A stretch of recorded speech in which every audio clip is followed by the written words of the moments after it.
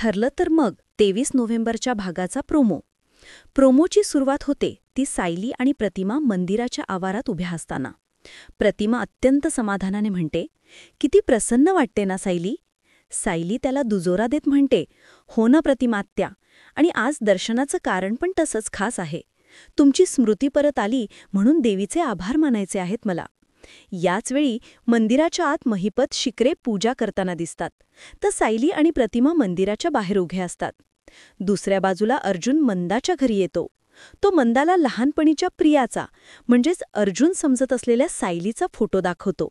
अर्जुन मंदाला विचारतो, "हे तुम्ही जे काही बोललात, चोऱ्या, पॉकेटमारी, हे सगळं तुम्ही या मुलीबद्दल बोलताय का?"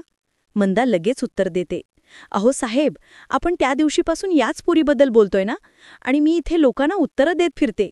अर्जुन तिला पुढे विचारतो, "तुम्ही या बबलीविषयी आणखी कोणाशी बोललात का?" मंदा जे उत्तर देते ते ऐकून अर्जुनला मोठा धक्का बसतो. मंदा सांगते, "महिपत शिकरे पण आला होता, त्यांना पण सांगितलं होतं." हे ऐकताच अर्जुनला एक जबरदस्त धक्का बसतो.